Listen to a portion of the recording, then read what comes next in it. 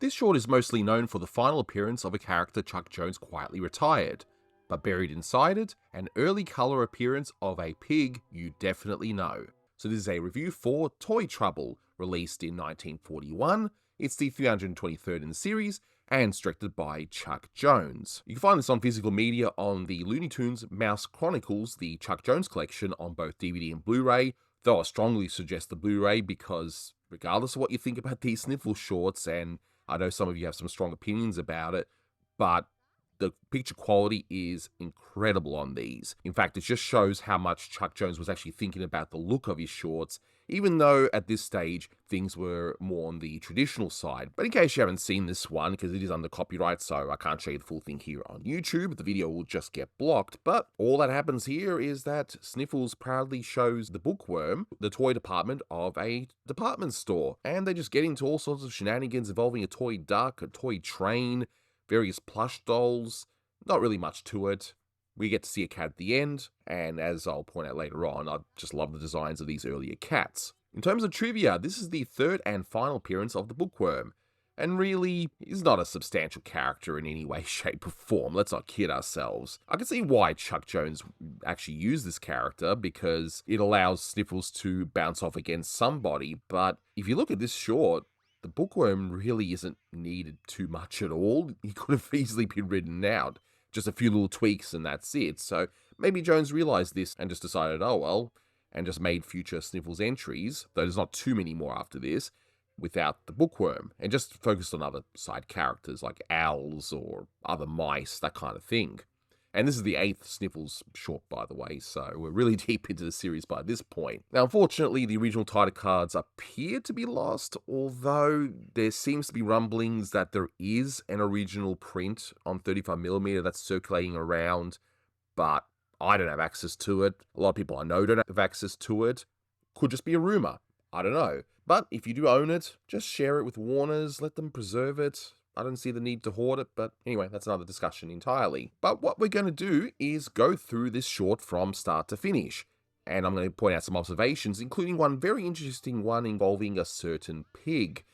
Now, it is a blue ribbon title, but what I can confirm is that the story was by Rich Hogan. The animation on the original title card, which has all been documented by the way, so even though I don't know what the title card looks like, this information comes from there. But Robert Cannon was the credited animator, and around this point, you only had one animator credited, but other animators here were Ken Harris, Phil Monroe, Rudy Lariva, and Phil Dallara. We have Paul Julian doing the backgrounds, and John McGrew doing the layouts. McGrew, he is perhaps most notable for future shorts that actually have those very wild and stylized backgrounds. Here it's very straightforward, so I guess it's just starting things off more in the traditional sense. And we get the usual Carl Starling doing the music, Milt Franklin orchestrating it, and Trent Brown doing the sound effects. But let's go through this short from start to finish as we see Lacey's. And for those who don't know, because I didn't, I'm an Aussie, so this department store certainly did not exist here. We got similar ones, but not quite this one. Lacey's, for the few that don't know, is a parody of Macy's, which are big department stores. But right away, we can see that this looks absolutely gorgeous. So we see the pan down the building, showing us that this is the Lacey's department store. We get into the elevator where we see our two heroes, more or less. I guess we'll just call them heroes, Sniffles and the Bookworm, looking around, seeing this toy store, which of course everything's closed, so the lights are off. I did notice that certain budget-saving shortcuts are used in this short, like letting the backgrounds do a lot of the work, like here when we're panning past all the toys. So Sniffles flips on the light switch, and we get an amazing reaction shot. I do love the Bookworm's facial expressions upon seeing the illuminated toys. I don't know, I don't think too much of the Bookworm character, but I don't know, he's just got that cute face. I can't be too mad at this character or anything like that. But I love the Bookworm's expression when he accidentally turns on that toy band. Now, if you're wondering what this band is actually playing, the song is It Looks Like a Big Night Tonight.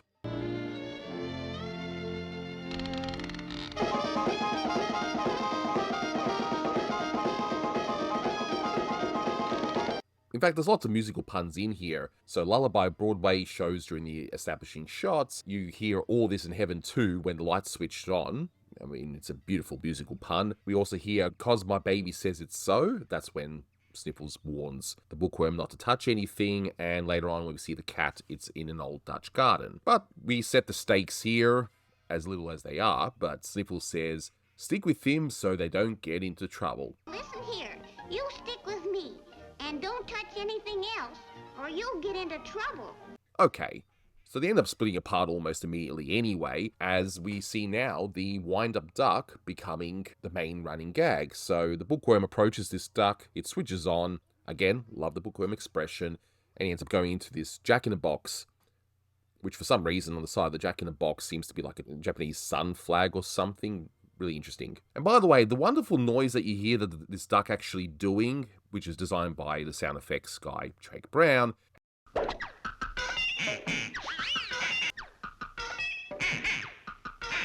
that's being used constantly when it comes to machinery either breaking down or falling apart or anything like that, and it was even used later on in Invasion of the Bunny Snatchers. So there's that. But another cost-saving measure in this is that there's one shot that you see of the duck approaching with a yellow background. That's reused quite a few times here.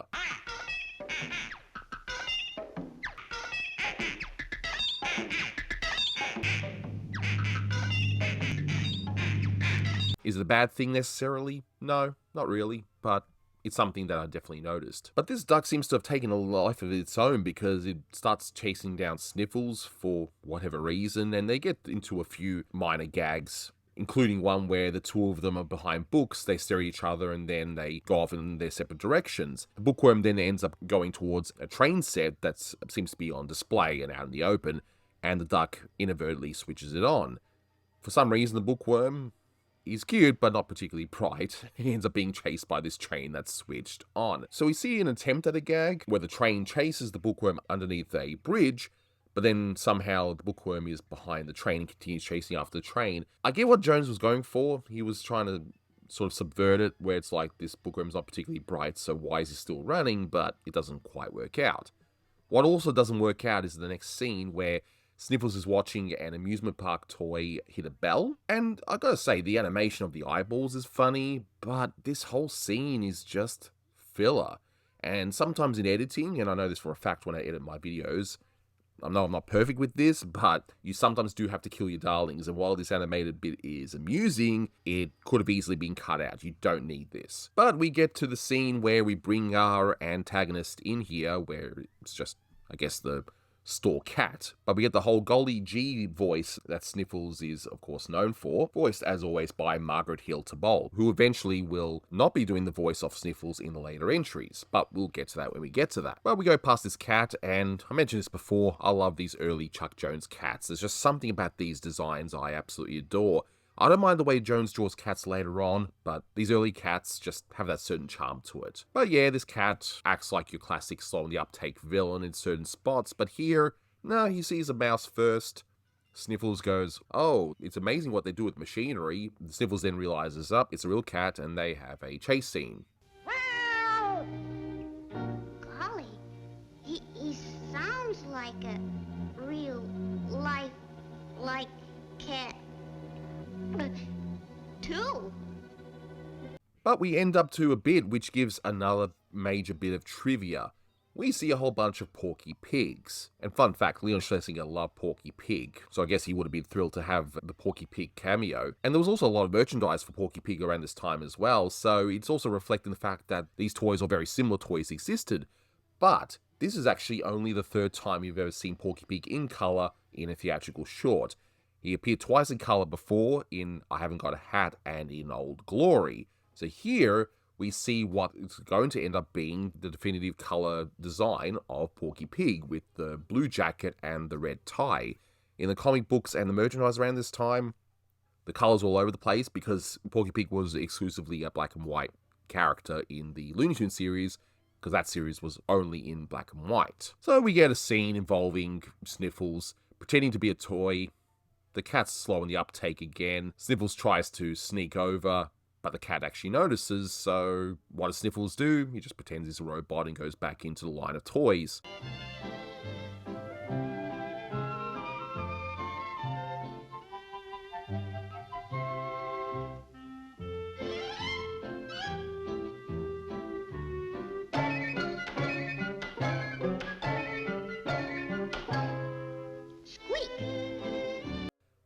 why not? But we do get a payoff in the train gag, and look, while these payoffs may not have been incredibly strong, it does show that he's actually learning how to set things up better and having actual payoffs to things. And you get a payoff here, which is the Bookworm. And we do get some nice animation acting of the Bookworm on top of the cat, oblivious to the fact that it's a real cat, of course, because that's the kind of thing we're going for here. And Sniffles, who's trying to keep quiet, but he's mouthing the word cat. And the Bookworm, again, we've established isn't particularly bright. He's not understanding, and we get the payoff of it's a cat, which shocks both the cat and the Bookworm.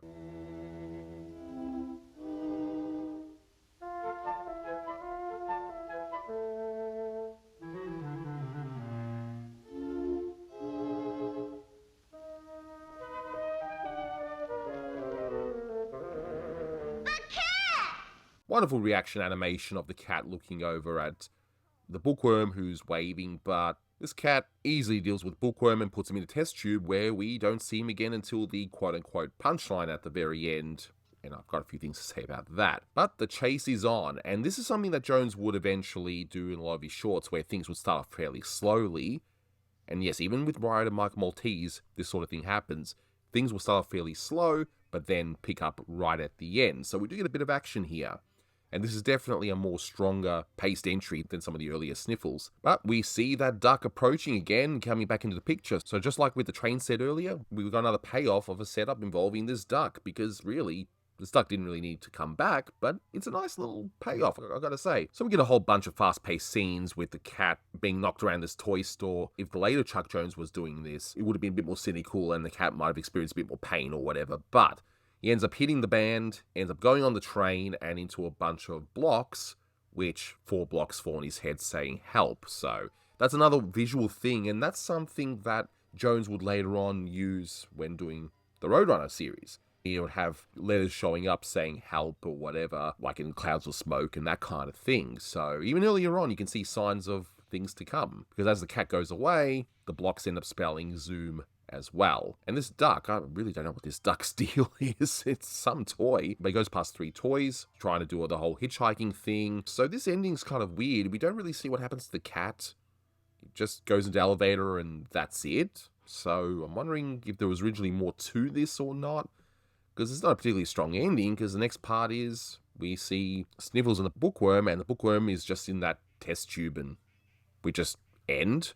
So, yeah, they could have definitely improved the ending on this one.